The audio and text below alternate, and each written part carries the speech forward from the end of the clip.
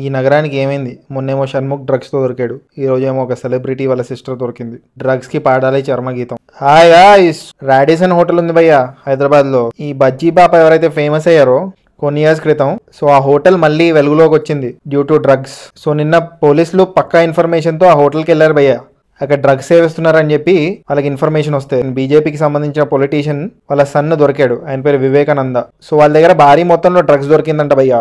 కుషితా కల్లాపు అనే ఒక యాక్ట్రెస్ ఉంది కదా భయ్యా, వాళ్ళ సిస్టర్ ఈసారి మళ్ళీ దొరికిందంట అని ట్విట్టర్లో ఒక జర్నలిస్ట్ పోస్ట్ చేశారు భయ్యా. చాలా క్రెడిబుల్ జర్నలిస్ట్ ఆయన. ఈ క్యాండిడేట్ ఎవరైతే దొరికారో వివేకానంద, ఆయన కన్ఫెస్ చేశాడు, నేను నా ఫ్రెండ్స్తో కోకెయిన్ సేవిస్తున్నానని. దాంట్లో కుషితా కల్లాపు వాళ్ళ సిస్టర్ పేరు కూడా చెప్పాడు. ఆమె పేరు కుషితా లిషి గణేష. ఆమె జామెట్రీ బాక్స్ అనే షార్ట్ ఫిల్మ్ లో కూడా యాక్ట్ చేసిందంట. అసలు ఈ డ్రగ్స్ కల్చర్ ఏంటి హైదరాబాద్ లో? కొత్తగా విన్నది కాదు, కానీ ఇలా కంటిన్యూ అవుతే ఉడతా పంజాబ్ లాగా ఉడతా హైదరాబాద్ కూడా అవుతుంది. అప్రిషియబుల్ ఏంటంటే ఇలాంటి అఫెండర్స్ ని పోలీసులు పట్టుకుంటున్నారు. సో సివియర్ పనిష్మెంట్ ఉండాలి ఇలాంటి వాళ్ళ మీద.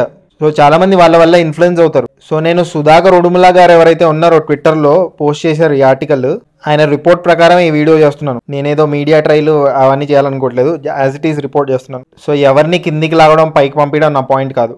సే yes to life and no to drugs. But ఇలాంటి కేసెస్ బయటకు వచ్చినప్పుడు సివియర్ యాక్షన్ తీసుకుంటేనే నార్మల్ పీపుల్ అప్రమత్తంగా ఉంటారు, ఇలాంటి తప్పు చేయకూడదని ఫీల్ అవుతారు. సో మీరేమంటారు ఈ ఎంటైర్ ఇష్యూ మీద?